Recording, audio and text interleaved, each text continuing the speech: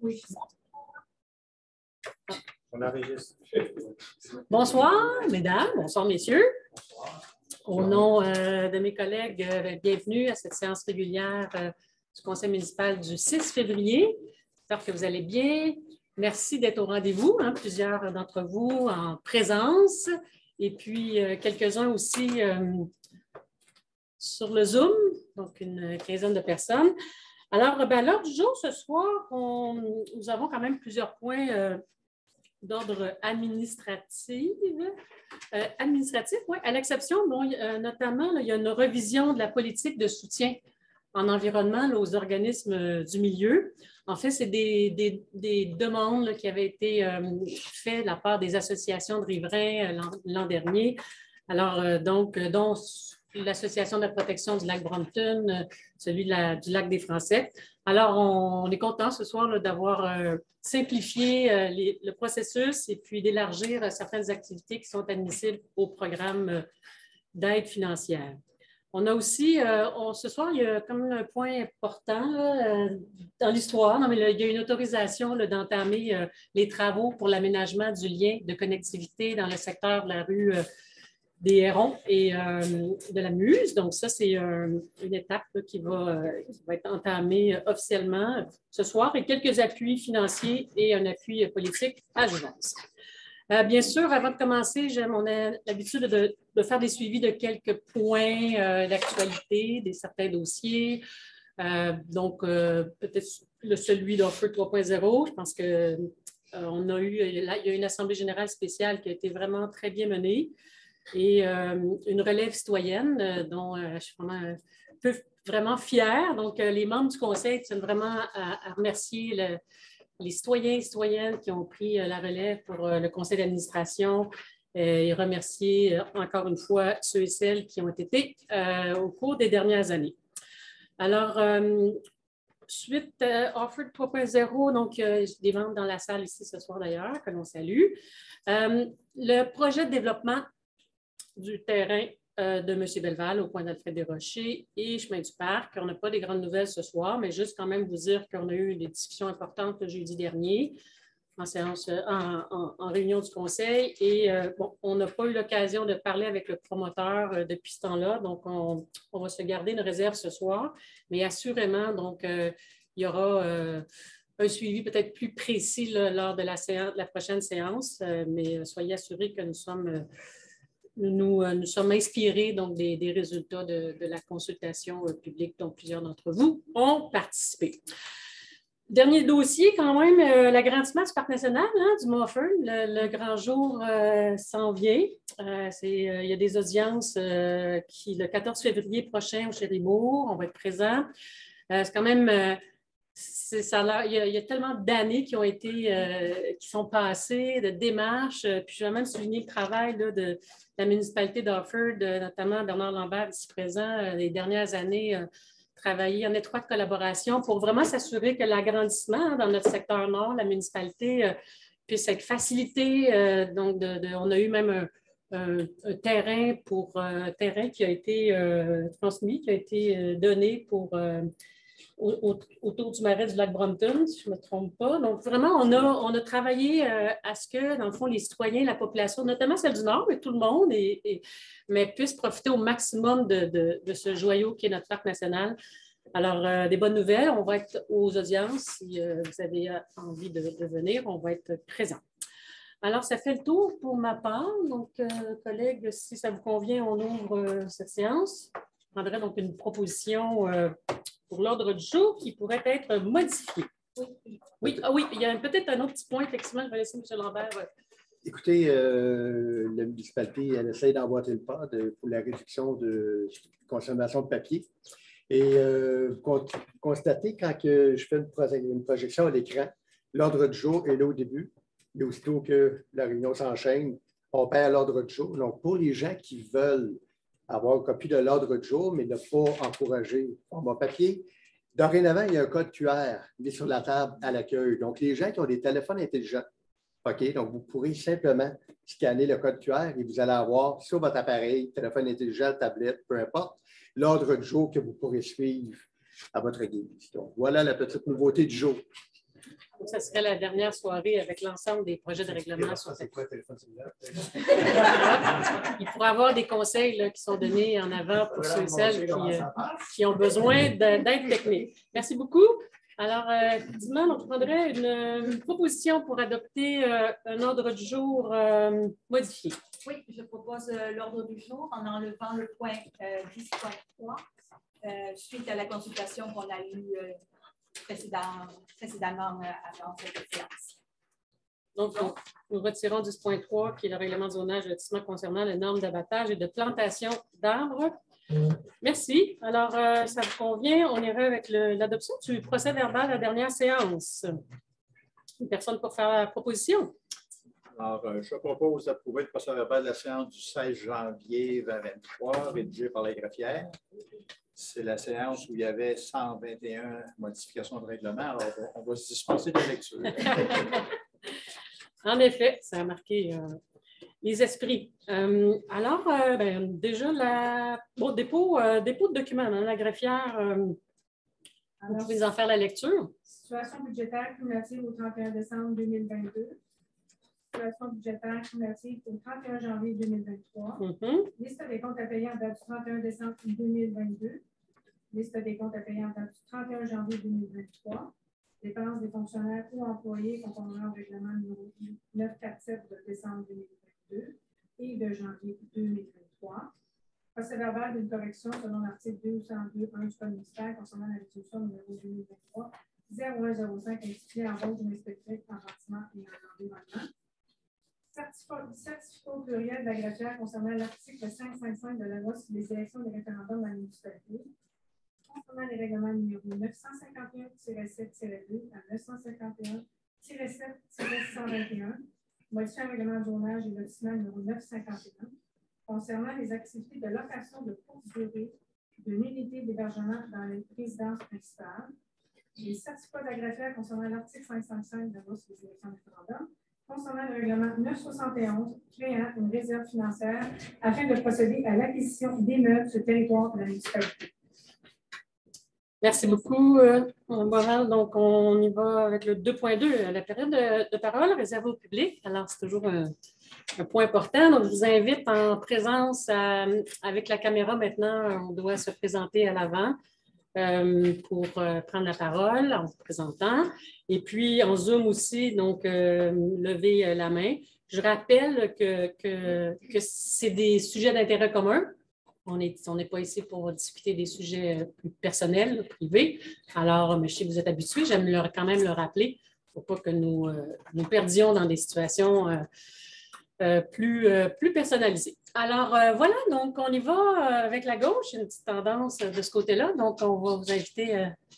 Gérald Pépin, bonjour, résident d'Orford. Orford Nord. plus précisément au lac Beaucourt. Ouais.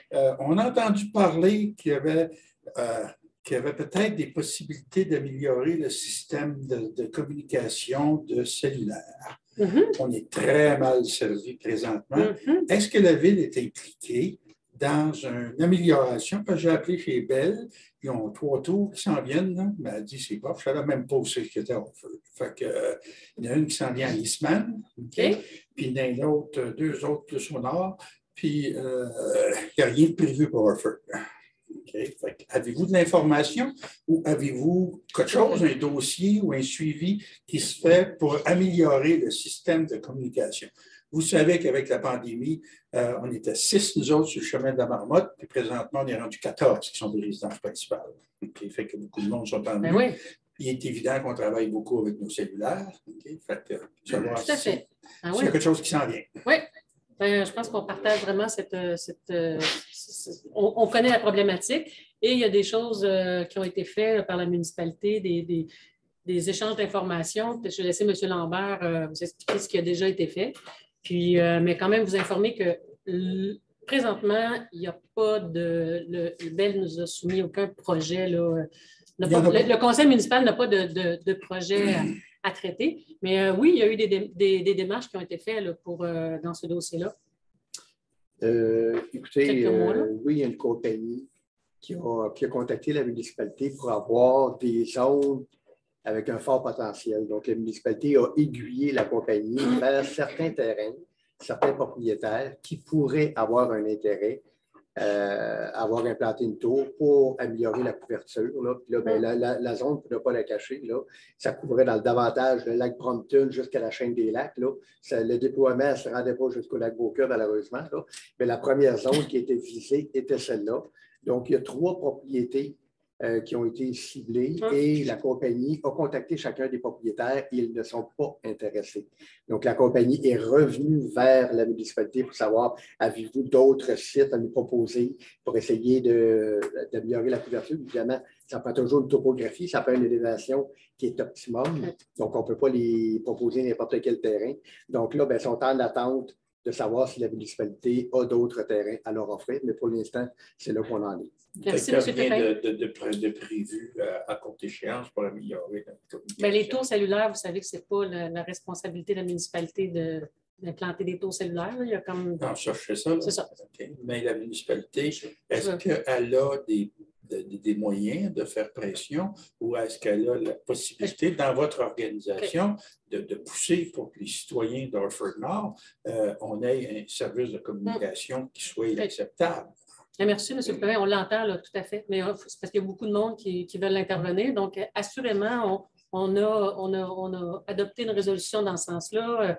C'est juste qu'à court terme, là, il n'y a pas d'intervention. On attend. Je pense que l'entrepreneuriat, les entreprises privées ont une responsabilité. On ne peut pas faire le travail de tout le monde, là, des firmes, mais je pense que les efforts qui sont faits dans ce sens-là, puis on est définitivement... on est convaincu que c'est une nécessité. Oui. Tout à fait. Merci. Oui, bien d'accord avec vous, M. Pépin. Donc, on encourage aussi les citoyens qui veulent faire la démarche à le faire auprès des instances concernées. Alors, ça va de ce côté-là. C'est va. Donc, on ira de la première rangée du côté droit. Bonsoir. Bonsoir. Robert Saint-Pierre. Ce soir, je viens vous voir à titre de président de conservation de la Calatruite. J'avais déjà posé la question l'an dernier, et puis j'avais eu une réponse que ça s'en venait, mais je n'ai rien vu. Je voulais vous poser question concernant le fameux ruisseau de Fleur-de-Mai qui est soi-disant prévu d'être retraversé au bon endroit original pour éviter les désastres qu'on a déjà vus. Je me souviens qu'en novembre 2019, il y avait eu un désastre écologique dans ce coin-là, parce que la rue, une partie de la rue Fleur-de-Mai et toute la rue du Trèfle était descendue dans le lac à la truite. Ça a dû coûter une fortune à la ville de réparer ça d'urgence. Avant qu'on ait un autre désastre qui va coûter des centaines de milliers à la ville et encore endommager le lac à la truite de façon importante.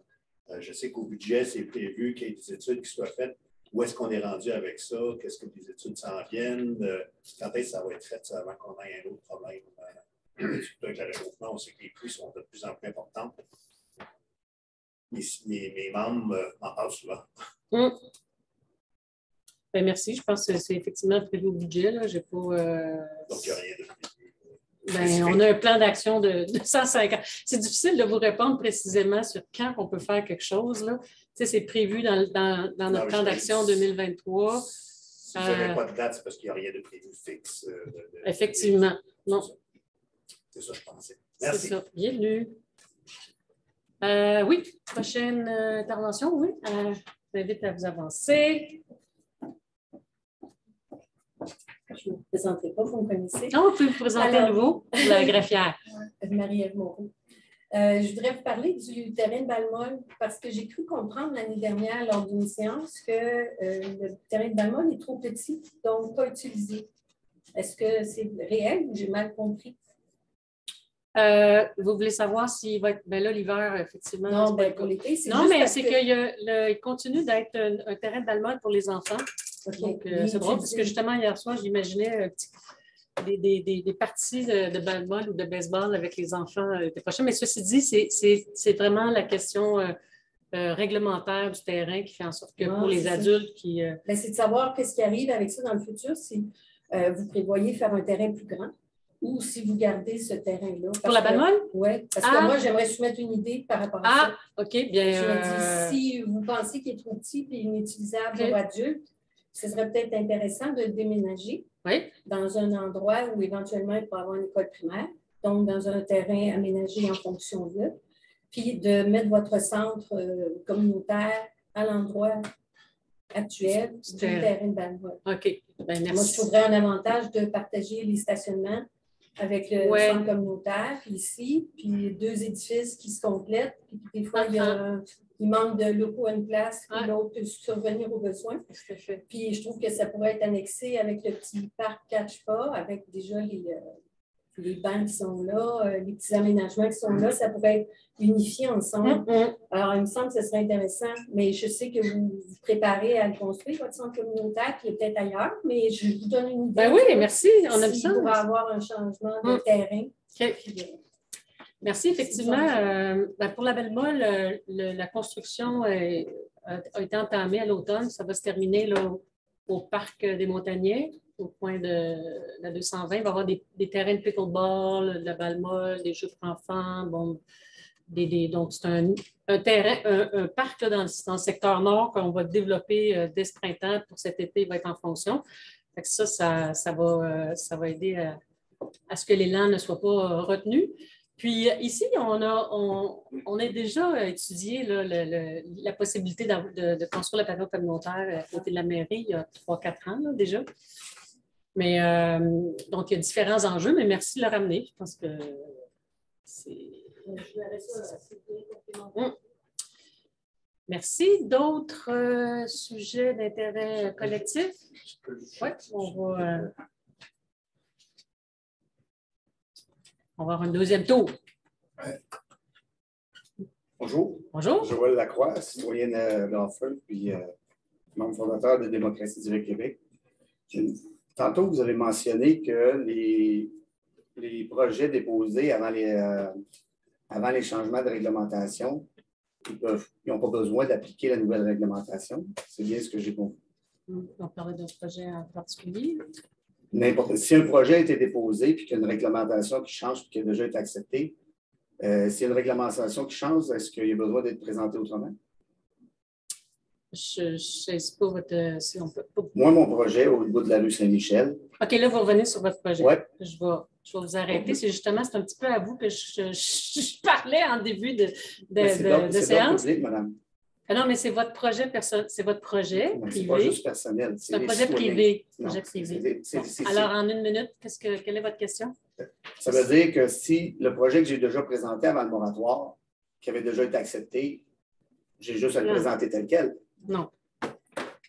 La réponse, c'est non. La réponse, c'est non. On parlait de... Oui, puis est-ce que vous savez ce que veut dire le mot démocratie? Madame la mairesse? J'aimerais ça que vous me répondiez. Pourquoi? C'est quoi le... Parce que c'est important. Parce que c'est important parce que la les démocratie, citoyens... c'est la démocratie. Oui, je ne ferai pas un cours non plus. Ça vient du mot démocratia, oui, qui veut dire démos, qui veut dire peuple, oui, puis gratia, qui veut dire pouvoir. Tout à fait. Fait que c'est le pouvoir de gérer les choses en société et de faire les choses pour la communauté. Oui. Ici, on a un projet qui est pour la société. Il faut dire que c'est privé, ce n'est pas privé parce qu'il y a plusieurs citoyens qui sont concernés. Comme je le dis, c'est la 4e séance qu'on revient sur votre projet. Comme il a été mentionné la dernière fois, on a une population de Mos qui a élu un conseil municipal. Oui. Et le conseil municipal a la responsabilité de voir à ce que le développement, à ce que l'aménagement, à ce que l'implantation, à ce que le vivre ensemble sur le territoire se fasse avec la vision et les valeurs qu'il porte. Avec la vision du conseil. Oui, c'est ça que... Avec la vision du conseil ou des citoyens. Mais c'est là qu'on revient, puis on va s'arrêter là-dessus, mais on a un différent. C'est qu'on a un conseil... C'est une personne, un vote, monsieur, madame. On est en démocratie ici avec une loi québécoise. Non, parce que c'est une personne, un vote, que je vous ai présenté 27 personnes concernant l'acceptation de ce projet-là. Et vous avez présenté aucune personne, aucun citoyen concerné.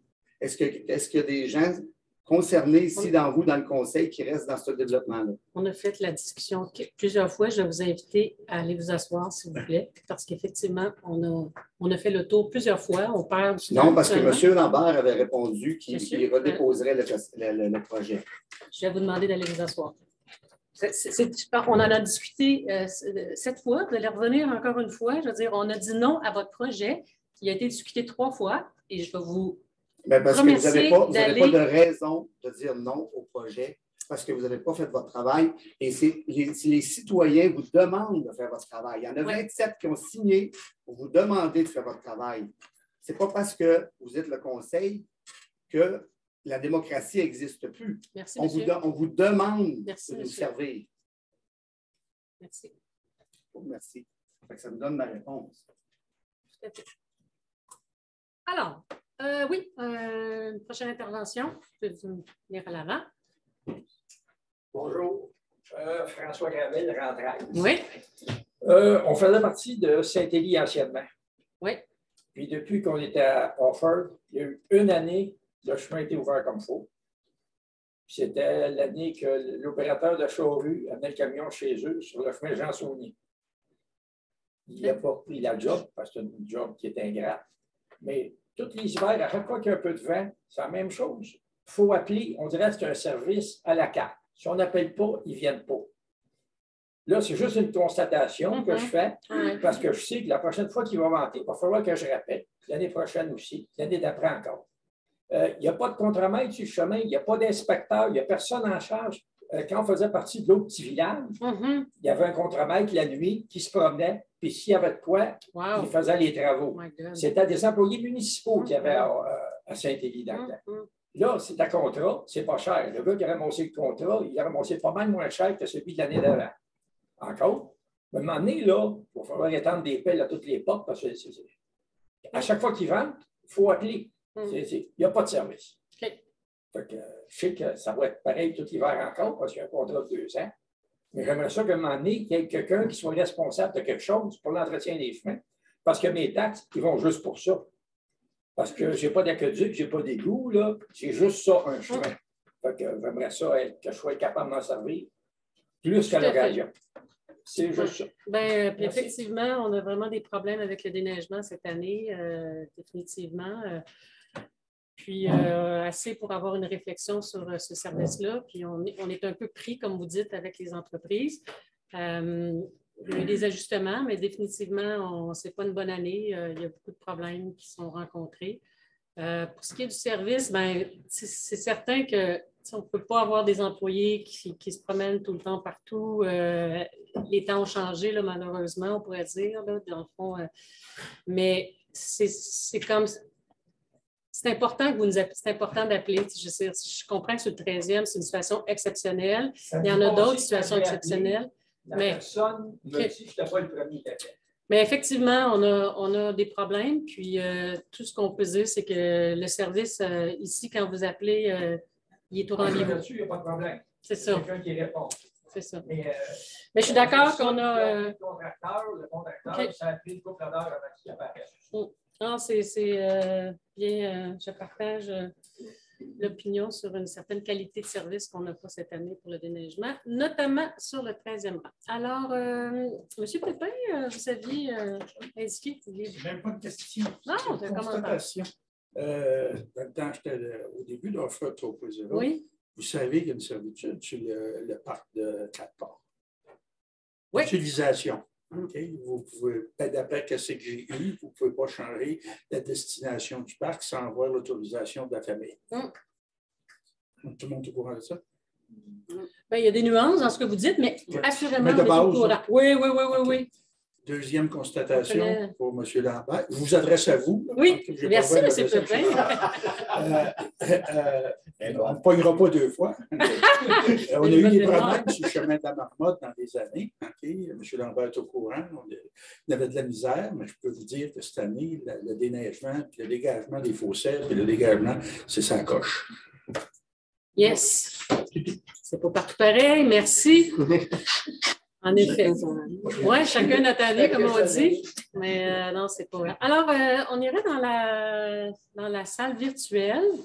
Il y a deux mains levées, M. Normand Dumont et ensuite M. Dominique Desjardins. Merci. Bonsoir, M. Dumont, d'abord. Oui, bonsoir. Est-ce que vous m'entendez bien? Très bien. Excellent. Écoutez, mon intervention va exactement dans le même sens que celle de M. Pépin concernant la couverture du réseau cellulaire. Évidemment, je ne vous ferai pas répéter tout ce que vous avez dit, Mme Boivin, mais je voudrais juste insister sur l'urgence de la situation. Ça fait déjà plusieurs années qu'on est sans couverture cellulaire dans certaines régions de 220. Il y a des enjeux de sécurité. Vous savez, comme moi, qu'il y a eu des incidents très malheureux qui se sont produits ailleurs au Québec dus au même problème. Alors, ça serait, je pense, très malheureux si ce genre d'événement-là se produisait chez nous, étant donné que la situation a été déjà amenée. Et je pense que j'aimerais insister là, sur l'urgence de la situation, puis l'importance pour la municipalité d'accélérer ses démarches pour régler ce problème-là, d'autant plus que vous avez eu des pétitions à cet effet-là et que le budget est déjà voté et que ça avait déjà été, je pense, dans votre programme de campagne électorale. Alors, voilà. Bien, merci, M. Dumont. Mais vous savez, c'est que ça prend un terrain pour mettre une tour. Puis, s'il y a des terrains, s'il y a des propriétaires privés qui veulent offrir leur terrain pour une compagnie pour mettre une tour, pour couvrir, on est empressé de voir la réponse. Le problème actuellement, c'est qu'avec les démarches qu'on a faites, on n'a pas été en mesure d'avoir les terrains on n'a pas été en mesure de faire le bon match entre les propriétaires terriens puis une compagnie de tours cellulaires. Alors,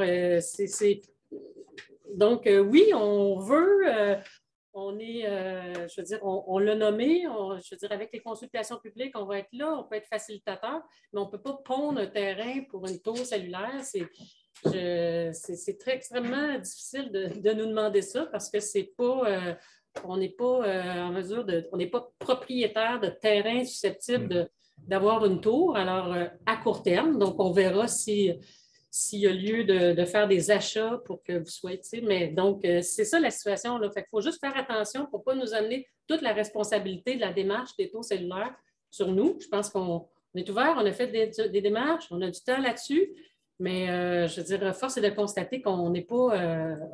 On est aussi limité.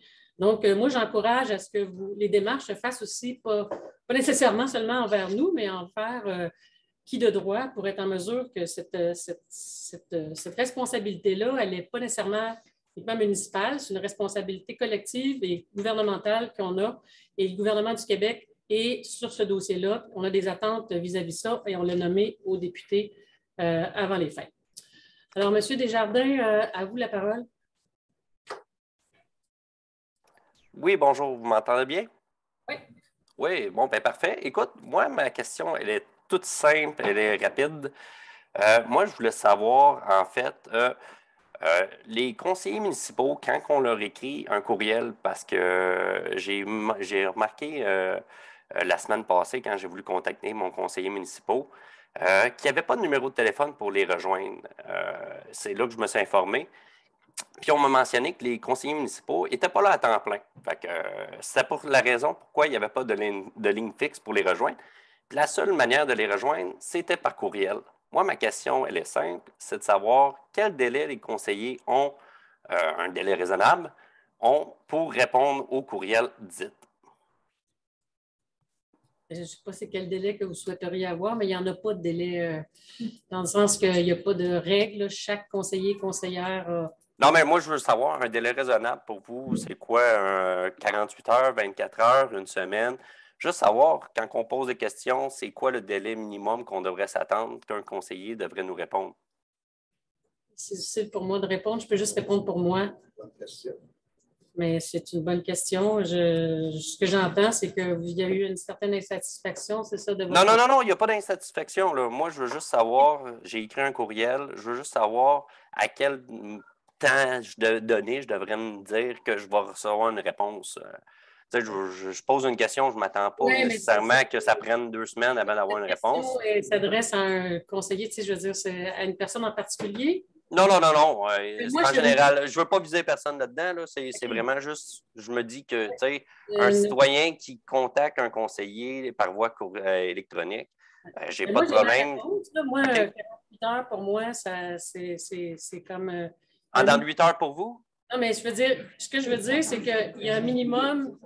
On ne peut pas parler. Il y a une conseillère, je veux prendre la parole, mais oui. Donc, Oui, bien, bonjour. Bonsoir, M. Desjardins. Je suis Roxane Ouellette, je suis la conseillère du district numéro 5. Puis je voulais juste en profiter là, pour la question parce que c'est vrai, on est tous à temps partiel, votre mairesse inclus. Donc, on a d'autres occupations, bien sûr, pour subvenir à nos besoins. Donc, moi, je pense qu'un délai peut être d'1 semaine parce que des fois, avec toutes les réunions, les choses, des fois, le courriel, le jeudi, tu ne le regardes pas, puis là, ça va la semaine d'après. Je pense, moi, je dis ça comme ça, sur toute mesure. Ce n'est pas un règlement, mais c'est juste pour vous mettre un contexte qu'il n'y a personne qui... Je ne crois pas qu'on n'est pas à 8 heures du matin, tout le monde, les ordinateurs ouverts là, pour répondre en communication, mais on trouve important, par contre, de répondre à aux communications qui rentrent dans nos boîtes courriel. Je ne sais pas si ça vous une en fait, faites-vous un accusé de réception parce que moi, j'ai envoyé un courriel à mon conseiller, mais écoute, je n'ai pas eu d'accusé de réception. Donc, première des choses, je ne sais pas s'il l'a reçu, s'il en a pris compte. Puis, deuxième des choses, moi, la question est d'ordre général de savoir si un délai raisonnable pour vous, c'est 1 semaine. Je comprendrais, là, je comprends que vous n'êtes pas à temps plein, mais 1 semaine, pour moi, ça semble très raisonnable, honnêtement. Là. Mais c'est de savoir ça. Là.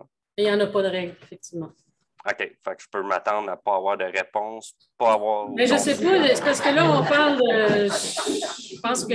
Je ne sais pas dans quel district demeurer. On va laisser ça là, mais je pense que ça serait bien que ça ne se représente plus. Là, que la commission... Non, mais il n'y a pas de problème. C'est pas que je suis impatient. Parce que je me dis, si on ne se donne pas de limite... je peux attendre longtemps à avoir une réponse, puis je peux aussi ne pas avoir, comme je n'ai pas eu d'accusé de réception, je peux aussi ne pas savoir que le conseiller il a reçu mon courriel. Je me dis que la moindre des choses, c'est que si le conseiller il reçoit mon courriel, a priori, qu'il me donne un accusé de réception, puis par la suite, au moins, je sais qu'il va me répondre dans un délai qui va être raisonnable. Là. Il va me répondre, le conseiller. Là. Merci pour vos suggestions. Merci beaucoup. Bienvenue. Alors, ça fait le tour de la période de questions pour celle-ci. Merci. Hein? C'est pas toujours évident, mais toujours pertinent, très souvent pertinent. Ça fait le tour. Je pense que s'il y a des questions, ça sera à la fin pour la séance. OK. Alors, parce qu'on y va avec le 2.3. Alors, je prendrais une proposition pour ce point-là. Je propose de nominer une mairesse suppléante à compter du 15 février jusqu'au 15 août 2023 et de nommer Mme Maryse Blais, conseillère municipale du district 4 à titre de mairesse suppléante. Et j'en profite pour enchaîner au point 2.4, Mme la mairesse, si vous me le permettez, pour la nomination de la mairesse suppléante également aux réunions de la MRC de Malprémagogue et de nommer à nouveau, évidemment, Mme Maryse Blais comme substitut de la mairesse. Merci, Mme Ouellette. Donc, j'invite M. Bousquet pour le prochain point. Oui. OK. Ça vise l'embauche d'un inspecteur en bâtiment, environnement et urbanisme et qui est aussi poste de chargé de projet. Actuellement, il y a un poste qui est ouvert en date du 15 janvier. Il y a M. Simon Alain Boisvert qui a déposé sa candidature. Il est déjà en fonction depuis 13 mois puis il accomplit déjà diverses tâches dans le domaine. Puis il a aussi été recommandé par la coordonnatrice en environnement permis d'inspection. Donc, je propose d'embaucher M. Simon-Alain Boisvert à titre d'inspecteur en bâtiment, environnement et urbanisme, chargé de projet selon la case emploi groupe E, échelon 2, conformément à la convention collective de travail actuellement en vigueur entre la municipalité du canton d'Orford et l'Union des employés de service. La date d'entrée en fonction est effective à partir du 9 janvier 2022. 23. Félicitations, M. Alain Boisvert. Prochain point avec Mme Blais, n'est-ce pas? Non. Non? Non. Alors, M. Lauzon. M. Lauzon. Alors, j'ai une autre embauche à faire de technicien aux infrastructures. C'est un emploi qui a été affiché à l'interne le 20 janvier dernier. Il y a une personne, M. Philippe Lucier, qui a déposé sa candidature. M. Lucier est connu déjà parce qu'il a effectué plusieurs tâches décrites dans l'offre d'emploi comme étudiant pendant les 2 dernières saisons estivales, également comme employé temporaire. Alors, considérant les recommandations du directeur général adjoint qu'on a maintenant à notre service, je propose d'engager M. Philippe Lucier à titre de technicien aux infrastructures selon la classe d'emploi groupe 10 de l'échelon 2, conformément à la convention collective entre l'Union des employés de services qui détiennent l'accréditation syndicale pour notre personnel et la municipalité. Alors, il y a la date d'entrée en fonction qui m'apparaît bizarre. Est-ce qu'on je peux peut-être donner la réponse. Là. À la résolution précédente, c'était le 9 janvier 2022 aussi, non pas 2023. Il faut comprendre que la personne elle a occupé la fonction depuis déjà 13 mois.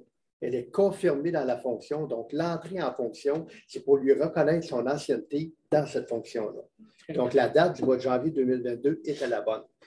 Dans l'exemple de M. Philippe Lucier, c'est la même chose. Okay? Il est à l'emploi de la municipalité, il a fait plusieurs étés. Après ça, il a fait une saison temporaire de 6 mois. Et là, il vient d'être embauché comme employé permanent. Donc, on reconnaît quand même son ancienneté. Évidemment, ça va au nombre d'heures travaillées. Là. Ça ne va pas au nombre de mois écoulés. Là. Ça va avec le nombre d'heures travaillées, mais on reconnaît une ancienneté à cette date-là. Merci. Merci, j'apprécie votre aide. Alors, voilà, j'en fais la proposition. Félicitations à M. Lucier. Alors, le prochain point, Mme Blais. Et le prochain point, écoutez, je propose que le Conseil prenne acte et autorise la délégation faite par Mme la mairesse de déléguer la fonction de responsable de la protection des renseignements personnels à M. Bernard Lambert, directeur général, et déléguer la fonction de responsable de l'accès aux documents à Maître Brigitte Boisvert. Merci. J'invite M. Brisson pour la prochaine résolution. Alors, considérant que pour faciliter les opérations de la municipalité, il serait requis que le directeur général adjoint au service technique possède une carte de crédit. Alors, je propose que la municipalité emprunte auprès de la Fédération des caisses de jardins au moyen d'une carte de crédit à faire un montant autorisé de 7 500 $ portant intérêt au taux applicable pour son mode de financement en émettant une nouvelle carte au nom de M. Frédéric Rivard. Et que M. Rivard, directeur adjoint service technique, soit par la présente autorisé à signer au nom de la municipalité tout document nécessaire ou utile pour donner effet à la présente. Merci beaucoup. Prochaine résolution sera présentée par Mme Javla. Oui, j'ai le plaisir de présenter 2 contributions financières. Ce sont des bonnes nouvelles. Donc, la première, c'est pour Offre de musique. Sachant qu'Offre de musique offre des événements, c'est la tenue, par exemple, des concerts de qualité dans le parc de la Rivière-aux-Cerises durant la période estivale. Ce sera les vendredis en fin de journée, suivant un calendrier qui va être prédéterminé. Ils organiseront aussi en 2024 et 2025 le prix Offre de musique. Donc, en fait, ils font une pause en 2023, puisque le prix existait aussi en 2022 les années précédentes. Et en association avec la municipalité, on aura, en fait, la municipalité d'Orford va soutenir ou subventionner, si on veut, le concert d'ouverture et le concert de fermeture, qui sera offert par Orford Musique dans le cadre du festival. Donc, l'organisme aussi, donc Orford Musique, assure également une visibilité de la municipalité dans son plan de communication de toute la saison et lors des événements qu'ils organisent. Donc, on propose de signer une entente de 3 ans pour 2023, 2024, 2025, portant sur les événements mentionnés ci-dessus et prévoyant la possibilité de remplacer ou de changer au besoin en fonction de ce qui se passera d'ici les prochaines années. Donc, je propose de confirmer une contribution financière à Orford Musique pour un montant de 25 000 $ pour les 3 années 2023, 2024, 2025, tel que prévu à la convention annexée aux présentes, et le montant est épuisé à même le fonds général pour les activités mentionnées ci-dessus. Donc, je propose d'autoriser la mairesse ou en son absence la mairesse suppléante et la greffière à signer l'entente à intervenir avec l'organisme Orford Musique. Merci. Ça nous amène à une autre proposition? Oui, avant de passer à notre proposition, si vous permettez, j'aimerais souligner le fait que Orford Musique a gagné hier le prix Opus Région pour la série de concerts hors feu sur la route lors du festival 2022. Ah oui. Donc, félicitations, on a vu ça ce matin, donc bravo à Hors Feu Musique. Ça tombe à point. Donc, ensuite, la prochaine contribution, je vois qu'il y a beaucoup de monde aussi comme membre du CA, donc c'est pour Hors Feu 3.0. Donc, les activités prévues qui devaient débuter en janvier ont été annulées suite à la démission, comme vous le savez, de l'employé d'Hors Feu 3.0, Julie Marchesso, et du conseil d'administration. Un nouveau conseil d'administration a été élu lors de l'Assemblée générale spéciale du 26 janvier, félicitations, pour assurer la relève de l'organisme. La municipalité continue à travailler en étroite collaboration avec le nouveau conseil d'administration afin de relancer les activités de l'organisme dans les meilleurs délais pour le bien de tous. Donc, une convention est en train d'être revue entre la municipalité et le conseil d'administration pour être signée le plus rapidement possible. Et entre-temps, l'organisme a demandé à la municipalité d'obtenir une partie de la contribution financière qui devait être versée en 2023 afin de pouvoir relancer les activités. Donc, je propose de remettre une somme de 15 000 $ à l'organisme Hors Feu 3.0 pour la relance des activités, montant étant puisé à même temps. Merci beaucoup, ça va. Donc, c'est vraiment juste temporaire. Donc, on s'attend à ce que l'entente soit finie bientôt puis qu'on puisse aller de l'avant avec le reste de la subvention qui est prévue au budget. Le prochain, nous sommes rendus à 2.11. J'invite Mme Ouellet à nous faire une proposition. Oui, ça propose une aide financière pour le défi 24 heures Ski ta vie qui va avoir lieu le 11 et 12 mars prochain. Il s'agit d'une activité de financement originale qui vise à soutenir 4 fondations estriennes que vous pouvez lire là, ici à l'écran.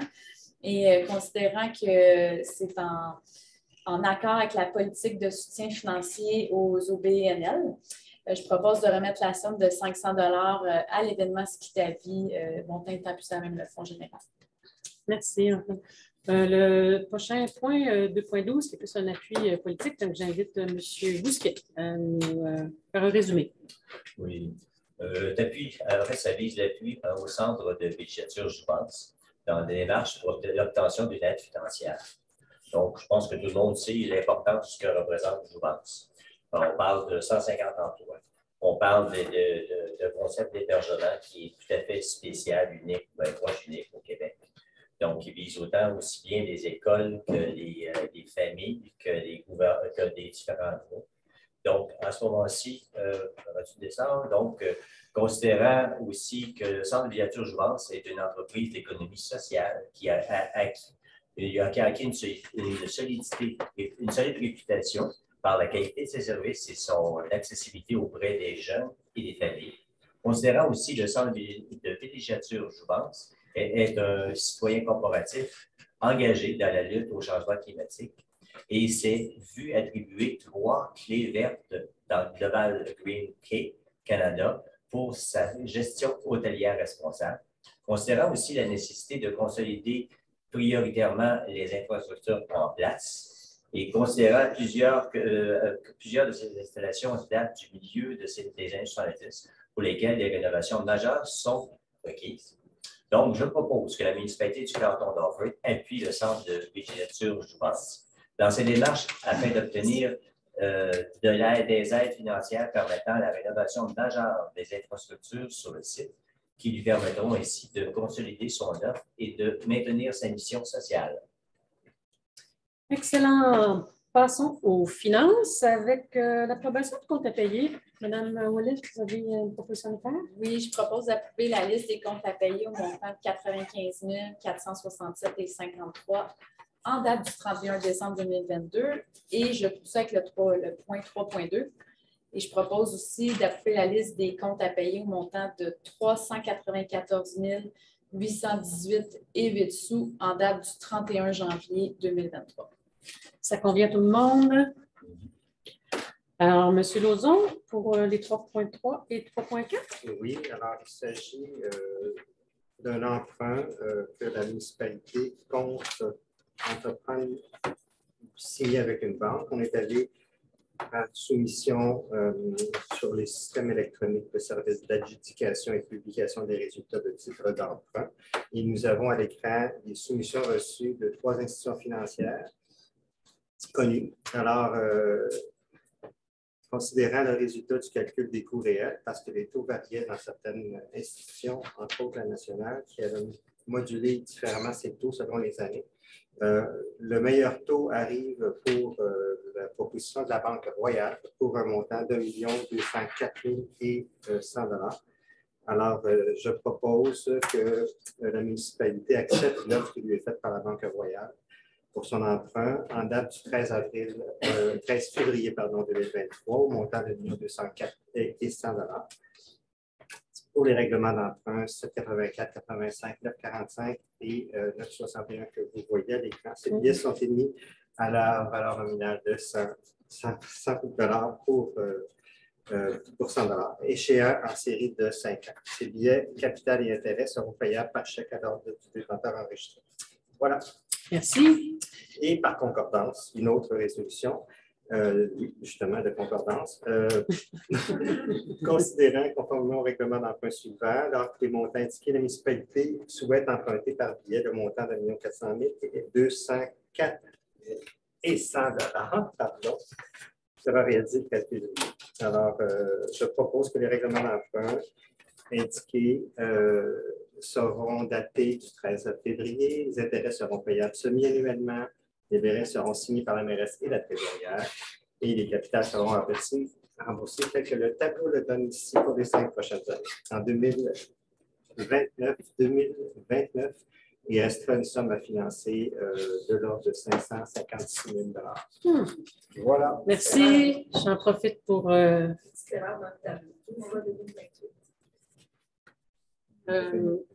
c'est 2028. On va prendre note puis on pourra corriger. Non, c'est 2028. Ça va nous en 2028 pour 2029, je présume.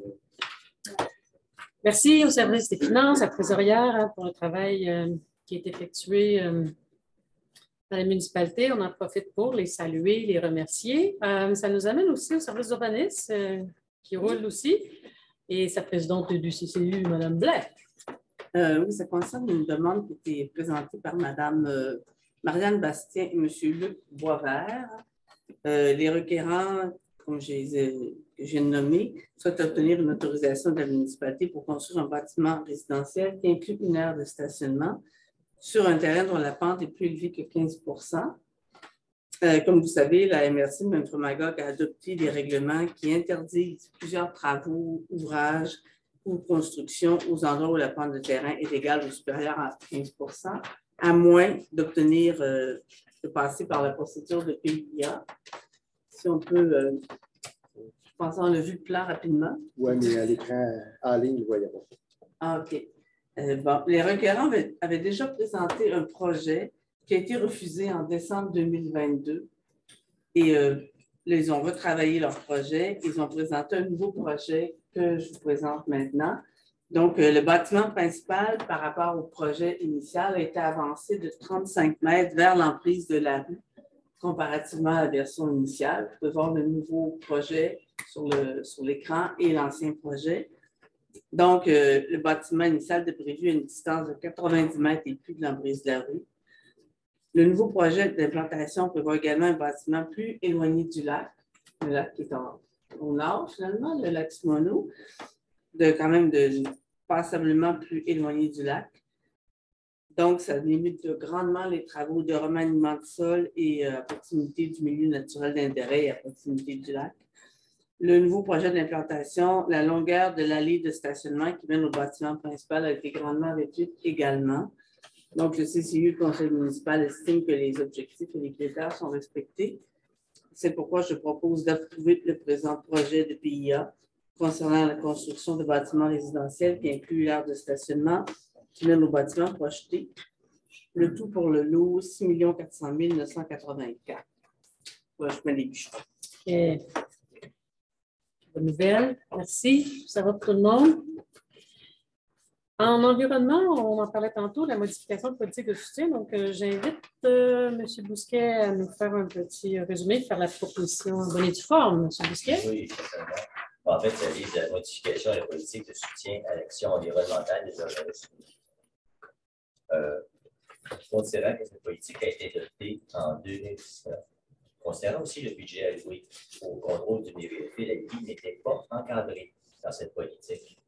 Donc, considérant la municipalité désire effectuer une mise à jour de celle-ci et considérant aussi la participation du comité consultatif de la protection des lacs, a émis des commentaires suite à la demande de la municipalité sur cette politique. Je propose d'adopter les modifications à la politique de soutien financier à l'action environnementale des organismes du milieu, telles que décrit la politique jointe. En fait, grosso modo, ça dit on intègre le milieu-fil qui n'était pas intégré, on l'intègre dans la politique. On a modifié aussi la date pour déposer à mi-février pour déposer les demandes des associations. En gros, c'est ça, pour être capable de valider. Il y a aussi une bonne nouvelle cette année, ceux qui ont pu prendre connaissance du budget. Le budget est passé de 30 000 à 40 000 pour les demandes d'association. Donc, c'est à vous d'en bénéficier au niveau des associations. C'est ça. J'arrête là. Et puis, merci. On attend vos demandes.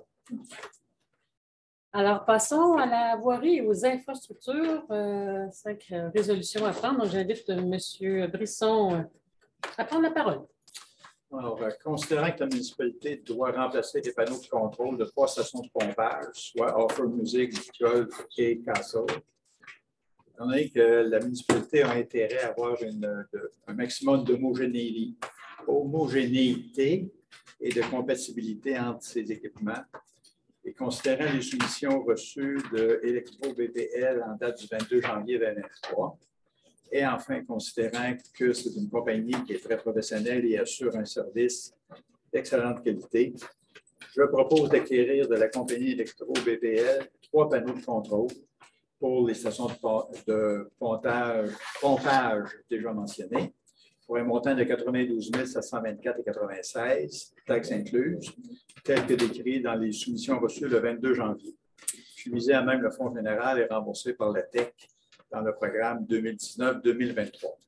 Merci beaucoup, M. Brisson. Passons avec Mme Javla pour le 6.2. Oui, ça concerne l'achat d'un drone. Donc, ce drone servira à la réalisation de relevés par lidar, qui est une méthode de télédétection et de télémétrie, et qui permettra ainsi au service des infrastructures d'effectuer des relevés topographiques. Donc, une demande a été faite auprès de 2 fournisseurs, Drone Expert et Drone Action 360. Drone Expert, c'est la compagnie Drone Expert qui a déposé une offre au meilleur prix. Et suivant le règlement de la gestion contractuelle de la municipalité, je propose donc d'acquérir de la compagnie Drone Expert un drone avec 3 entreprises, telles que décrit à la soumission du 9 décembre 2022, pour un montant de 18 302,87 sous toutes taxes incluses, qui comprend l'achat et la formation théorique du drone et un montant de 1 000 $ toutes taxes incluses pour le déplacement et la formation des employés. Les 10 montants sont puisés et non épuisés, à même le surplus. Merci. Pardon? Alors, ça va pour l'achat du drone. Alors, une désignation maintenant. J'invite Mme Ouellette à prendre la parole. Oui, considérant que la municipalité doit effectuer différentes transactions à la SAC, considérant que la Société d'assurance commune du Québec exige que la municipalité mandate une personne, je propose de mandater M. Frédéric Rivard, directeur général adjoint et services techniques, ou M. Yves Garneau, contremaître aux travaux publics auprès de la SAC afin d'effectuer au nom de la municipalité tous les types de transactions. Voilà, c'est fait. Ça nous amène à le prochain point sur l'aménagement du lien de connectivité, un petit peu plus substantiel comme contenu. Alors, Mme Blais, on vous écoute? Eh oui, comme vous savez, il y a un nouveau développement qui est amorcé au niveau de la rue du Héron et de la rue de la Muse. Et dans le cadre du développement de ces rues-là, la municipalité, vu qu'il y a des aires de conservation et des liens de transport actifs qui soient aménagés et que ces travaux-là soient réalisés en 2023. Donc, je propose d'autoriser M. Frédéric Rivard, qui est notre directeur général adjoint, à utiliser les enveloppes budgétaires suivantes pour réaliser des travaux de construction de liens de connectivité. Je ne sais pas si on peut voir le plan. Ça en vient. Dans le secteur de la rue du Héron et de la Muse, sur environ 870 mètres de sentiers nature et 480 mètres de sentiers polyvalents. On peut voir un peu les sentiers qui seront faits. Donc, ça comprend un déboisement des sentiers polyvalents, déboisement léger des zones de sentiers, nettoyage des branches et arbres morts, un montant de 20 000 est prévu, décapage et souchage, excavation et déblai, un montant de 15 000 construction de la structure de sentier, MG56, MG14, criblure pour faire la surface de roulement, construction de drains de pierre nette, achat de matériel 30 000 matériaux granulaires 55 000 pour un total de 137 970 puisé à même le fond de parc et de terrain de jeu. Si vous voyez un peu les liens qui vont être créés, ça va permettre de partir de la rue Harlequin, près du lac Écluse, et de pouvoir monter pour se rendre jusqu'à la rue de la Muse. Par un sentier, il y a des sentiers qui vont être en arrière des terrains et entre les terrains finalement et le golf. Et également d'avoir un accès entre la rue du Héron et la nouvelle rue, on ne sait pas encore son nom, pour permettre justement d'avoir un accès plus facilitant pour les gens pour aller du côté du sentier qui va être fait de ce côté-là. Voilà. Merci. Ça va pour là, si jamais il y a des questions, ça peut être posé à la fin de la séance. Alors, ça nous amène à 6.5. Oui. Oui. Voilà, 6.5 concerne le barrage du lac Écluse. La municipalité, depuis quelques mois, même années peut-être, a entrepris les travaux de reconstruction d'une section de la chaussée de la rue de la Sarcelle, soit celle qui dessert justement qui est le barrage du lac Écluse. Et les travaux comprennent le remplacement du ponceau et l'évaluation complète d'un second ponceau qui servait avant du canal d'évacuation du lac avec une vanne. Ça a été abandonné, mais on peut refaire le travail là, au niveau du barrage et au niveau finalement de la chaussée. Un appel d'offres a été fait invitant les firmes en novembre 2022. Tetra Tech est la seule firme qui a soumissionné. Donc, l'offre reçue a été examinée en respect des règles de VP 20420 et l'offre de la firme a été retenue par le comité de sélection. Le comité de sélection est en mesure de recommander au conseil la firme Tetra Tech pour faire le travail. Des négociations ont eu lieu entre la seule firme qui a soumissionné finalement et la municipalité et a été convenu de retirer du mandat l'inventaire du poisson par pêche scientifique et la mise à jour du plan de mesures d'urgence. Donc, je propose d'accepter le rapport d'étude de soumission relatif au devis DV 420 tel qu'il a été déposé par la secrétaire du comité de sélection et de conclure un contrat avec la firme Tetra Tech. Pardon. Et à cette fin, le Conseil autorise une dépense de montant de 282 263,62 toutes taxes incluses, montant plus à même le surplus cumulé. Et toutes les modalités du contrat sont prévues dans le document 2023-0001 qui est conservé aux archives de municipalité. Il va y avoir des travaux qui vont se faire pour un jour être capable de réparer tout ce qui s'appelle le barrage qui retient le lac Écluse. Merci. Oui, on se souvient de la pluie centenaire de 2019, là aussi. Merci. Ça me fait le tour d'avoir vu les infrastructures. On a une décision à prendre en termes de résolution pour à 7.1. J'invite la personne qui l'a proposé à en faire la lecture. Non? Je peux le faire. Je pense qu'on n'avait pas d'affiche. Alors, écoutez, ça vous va, Mme Lemelec? Oui, je vous écoute tout à fait. D'accord. Alors, il s'agit essentiellement de profiter d'une opportunité. Si Anthony Brompton a renoncé à son service d'incendie, veut disposer de certains équipements et on a consulté notre service incendie. Le directeur général propose donc qu'on achète des casiers pour les habits de combat pour que les pompiers puissent avoir des endroits mieux adaptés pour ranger leur équipement. 10 aussi bunkers, qu'on appelle les habits de combat incendie. 18 radios portatifs et chargeurs qui vont nous permettre d'acquérir ces équipements-là qu'on avait prévus, mais à moindre coût, avec une bonne capacité de servir tout le territoire, ainsi que des machines pour tester les tuyaux, le tout pour un montant de 35 642 $. toute taxe incluse dans le montant sera plus à même le fonds de roulement remboursé sur une période de 3 ans et un montant de 5 242,45 sous, puis à même le fonds général. Voilà. Merci beaucoup, M. Lauzon, qui a pris le relais. Alors, on y va avec un avis de motion. Je vais le faire aussi. Oui, effectivement. Sur votre lancée. Il s'agit de donner un avis, que je donne un avis de motion finalement, parce que le conseil municipal a l'intention, dans une séance ultérieure, d'adopter le règlement 962, pardon, qui tariffe différents biens et services et activités.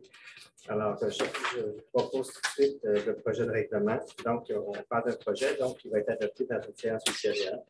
Alors, essentiellement, il s'agit d'adopter des tarifs qui sont ajustés en fonction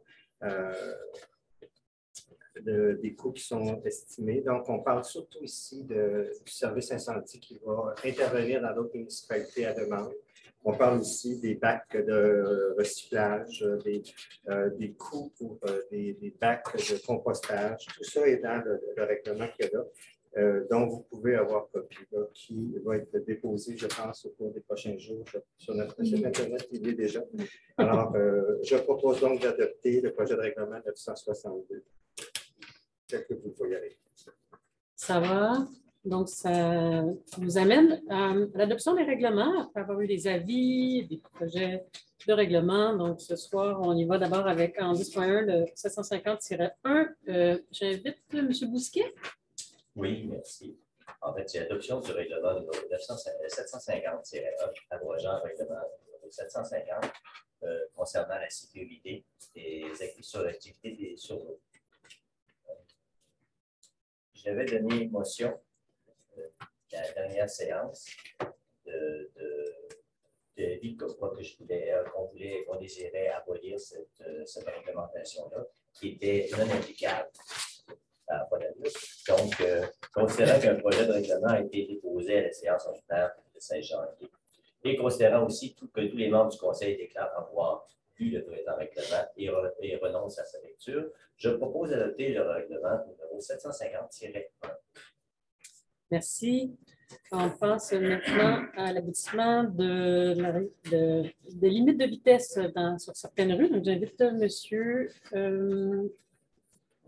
Brisson, excusez, j'ai de mémoire, à nous présenter. Alors, considérant que la municipalité a déjà diminué la vitesse sur la rue du Poète, de Chasse-Gardée et du Sommet pour la porter à 30 km/h et diminuer la vitesse sur le chemin de la rue de la Montagne pour la porter à 50 km/h, considérant qu'un avis de motion a été donné lors de la séance du 16 janvier 2023 et qu'un projet de règlement a été déposé lors de la même séance, je propose donc de modifier l'annexe A du règlement de l'article 2 du règlement 923, de manière à ce que les rues du Poète, Chasse-Gardée et du Sonnet apparaissent dans le tableau de la limite de vitesse à 30 km et d'inclure le chemin de la Montagne dans le tableau de limite de vitesse à 50 km/h.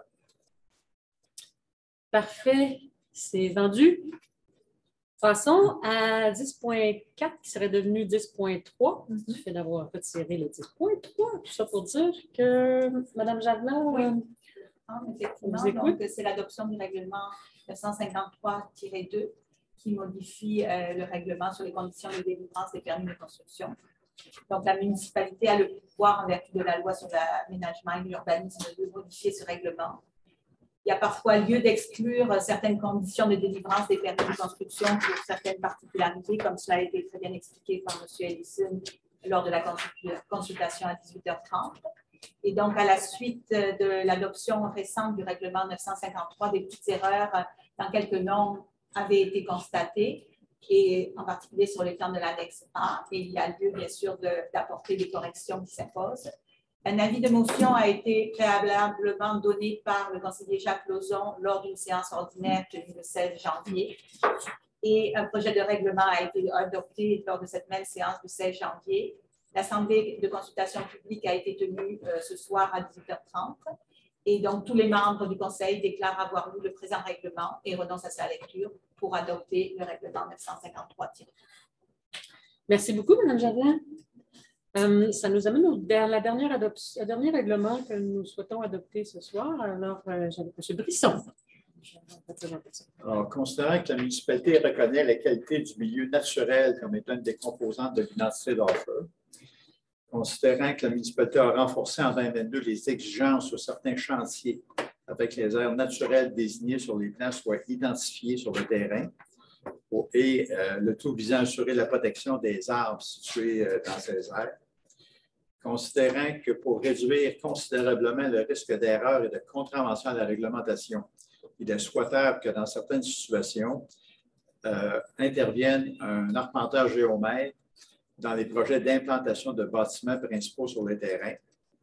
Considérant que, au lieu d'apporter des précisions supplémentaires au règlement afin que certaines exigences récemment ajoutées soient effectives uniquement aux situations désirées, considérant qu'un avis de motion a été donné lors de la séance du 16 janvier 2023 et qu'un projet de règlement a été adopté lors de la même séance, et considérant qu'une assemblée de consultation publique a été tenue ce 6 février 2023 à 18h30, je propose, je ne vais pas dans le détail technique, là, que le règlement soit modifié de manière suivante, de manière à ce que pour les projets de construction d'un bâtiment principal ou d'agrandissement d'un bâtiment principal prévu à moins de 10 mètres d'une marge de recul minimale ou d'un milieu humide et hydrique ou situé sur un terrain se trouvant à l'intérieur d'une zone dont le numéro est inférieur à 100, qu'un plan projet d'implantation ou un certificat d'implantation réalisé par un arpenteur géomètre qui comprend les informations suivantes. Et dans le règlement actuel, la liste est là. Également, de modifier le règlement à un autre endroit pour que, avant le début des travaux, piqueter l'implantation des bâtiments, de leur agrandissement et des systèmes de traitement des eaux usées pour les situations visées par l'obligation de soumettre un plan projet d'implantation réalisé par un arpenteur géomètre. Le détenteur de l'autorisation doit mandater un professionnel en arpentage afin que ce dernier installe avant le début des travaux des tiges de repère sur le terrain servant à identifier l'emplacement précis du bâtiment projeté ou de son agrandissement. Et finalement, autre modification, que le détenteur de l'autorisation a la responsabilité de s'assurer que les aires naturelles soient identifiées clairement sur le terrain avant le début des travaux et durant toute la durée des travaux, afin de permettre une bonne compréhension de l'emplacement des aires naturelles et d'occupation sur le site. De plus, lorsque le terrain est situé dans une zone dont le numéro est inférieur à 100, le détenteur de l'autorisation doit mandater un arpenteur géomètre afin que ce dernier identifie et délimite avant le début des travaux les aires naturelles sur le terrain pour y éviter toute coupe d'arbres non autorisée et prévenir tout empiètement de la machinerie ou des travaux dans cette aire. Alors, nous sommes en amélioration continue sur ce dossier. Merci beaucoup. Ce règlement étant adopté, ça mène à une correspondance. Donc, Mme la greffière, nous avons une correspondance. On a reçu une résolution de la municipalité de la présentation qui demande un appui pour les bâtiments patrimoniaux. En fait, on demande au gouvernement du Québec d'intervenir auprès du gouvernement du Canada et des autorités compétentes pour trouver rapidement des solutions afin de garantir à coût raisonnable l'assurabilité de tous les immeubles patrimoniaux, et cela peu importe l'âge du bâtiment ou d'une composante, l'identification du bâtiment à un inventaire, son statut, sa localisation au zonage ou sa soumission à des règlements visant à en préserver les caractéristiques. J'aimerais qu'on adopte une résolution là, en ce sens, puis qu'on en reçoit tous les papiers. Et merci. Merci. Assurabilité. Merci. Oui, donc effectivement, il y a un enjeu d'assurance des bâtiments patrimoniaux. Ouais. Période de questions à objet limité. Alors, allons-y gaiement, dans le sens à vous. Bonjour. Mon nom est Robert Roux. J'aurais une question pour M. Lambert. Est-ce qu'à la prochaine réunion, on n'a pas plus de papier ou bien Les ordres du jour, on pourrait en avoir quelques-unes. On invitait la majorité des gens à utiliser le cellulaire, mais on va en avoir quelques-uns pour vous. Oui. Merci beaucoup. Oui, tout à fait. S'excuse, on a une dizaine de copies qui est prévue papier. Oui, M. Verriot, vous invite à l'avant.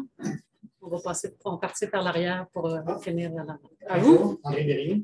Juste pour connaître mieux l'appareil municipal, pourquoi qu'on nomme un suppléant à la mairesse? Il n'y en avait pas avant? Oui, il y en a toujours. Ah, excusez-moi. Oui.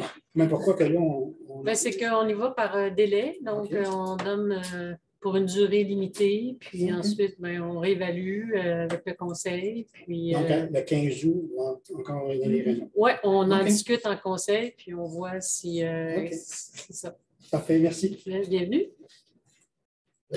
Oui. Oui, allez-vous, M. Larrivée? Bonsoir, M. Dan. Bonsoir. Concernant la demande qui a été, pas la demande, mais la proposition qui a été faite par la municipalité de la présentation concernant les bâtiments patrimoniaux, je ne sais pas si vous avez l'intention de citer un jour la petite Maison Blanche, parce que c'est dans la ligne de conduite qui est faite présentement, parce qu'on a souvent parlé de cette possibilité-là, puis on n'a jamais eu de volonté politique de vouloir citer la petite Maison Blanche. Ça cause aucun préjugé à la municipalité. Tout ce que ça fait, ça préserve un bâtiment qui est unique dans la municipalité, puis qui a été cité par la ministre de la Culture, puis qu'on a eu beaucoup de support de la part des autres municipalités pour préserver ce bâtiment-là. J'espère que dans les mois qui vont venir, vous allez regarder ça attentivement pour préserver notre petite Maison Blanche. Oui. Merci. Merci. Soyez assuré que d'ici là, même la Maison-Blanche n'est pas touchée, même s'il n'y a pas de citation. Je veux dire, juste pour vous dire quand même que la Maison-Blanche, je veux dire, il y a quand même un projet d'entretien extérieur, s'assurer que... On va parler de ça. Voilà. Merci, monsieur. Oui, Madame Gagné. 3 clarifications dans les dossiers d'aujourd'hui, puis une autre affaire après. Un drone, ça pourrait servir à la Société d'histoire. Je voulais juste vous dire, parce que nous, on emprunte des drones, nous, on loue des drones. Pas de vrai, mais un drone. Quand vous voyez nos beaux vidéos, là, ben, oui, c'est filmé avec un drone. Il y a des fois qu'on peut les prendre dans des dossiers déjà existants, mais il y a des fois qu'il faut s'en procurer. Fait que on viendra frapper à votre porte. Deuxième clarification, vous avez donné l'autorisation des services professionnels pour 282 000 pour la reconstruction d'une section de la vue de la Sarcelle. C'est important, c'est près de chez nous. Le problème, c'est que c'était écrit que c'était plus que le montant prévu, estimé. C'était quoi le montant estimé? Est-ce que tu vas mentionner? Écoutez, ce n'est pas moi qui étais derrière le projet, là, mais quand on est allé en appel d'offres, on s'attendait à avoir des soumissions qui devraient tourner autour de 150 000. Donc, 150 000 et peut-être même un peu plus bas. Donc, c'était l'espoir qu'on avait quand on est allé en appel d'offres. Et là, vous voyez que les montants étaient nettement supérieurs. Mais vous avez eu juste un soumissionnaire. Écoutez, je peux faire une petite histoire plus courte, là. OK? On est allé en appel d'offres, on avait même mis la surveillance.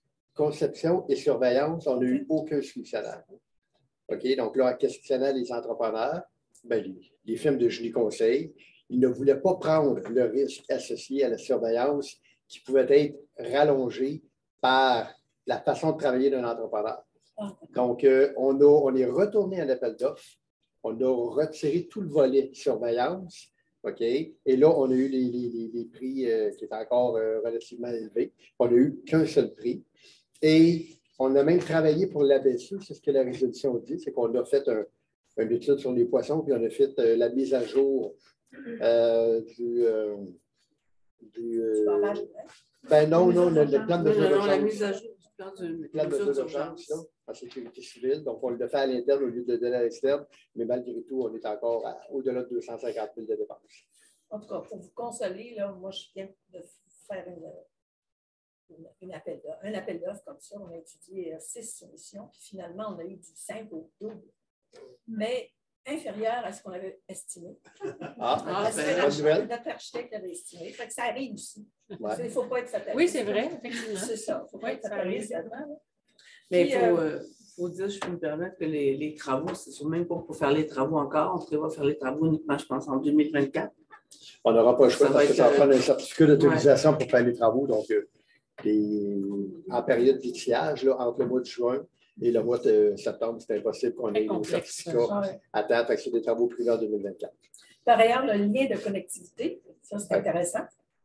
Je vois des travaux qui, je ne sais pas ce que c'est, au bout de la rue du Roitelet, au-delà du Héron, il y a un espace. Puis ça s'est aplani, puis ça s'est... Ils ont coupé des arbres, puis je ne sais pas quoi. Je ne vois pas sur le plan, et je n'ai pas vu sur d'autres plans qu'on nous a rendu disponible. Qu'est-ce que c'est cet espace? Est-ce que c'est un espace collectif? Parce qu'on avait entendu parler au moment où l'autorisation de faire ces 60 unités de logement ont été autorisées, ont été données, qu'il y avait un terrain qui allait être commun. Oui, le parc au bout de lac à l'Écluse. C'est ça. Et là, vous parlez d'une autre situation. Non, c'est ce même terrain-là. Oui, c'est vraiment à 300 mètres du lac à l'Écluse, peut-être 200 même. OK. Mais vous parlez peut-être du bassin de sédimentation. Non, c'est pas un bassin, c'est un plan. C'est un terrain plat qui n'était pas plat avant. Il y avait des arbres. Ils ont coupé des arbres, ça s'est aplani. Et puis, il y a beaucoup de travaux qui se sont faits pendant tout l'été. Mais je ne sais pas à quoi ça peut servir. C'était ça le projet que je regardais sur le plan, je ne l'ai pas trouvé. C'est juste de savoir si c'est un terrain privé ou public qu'on pourra voir. Là. Si je viens à la municipalité, est-ce quelqu'un qui peut m'expliquer ça?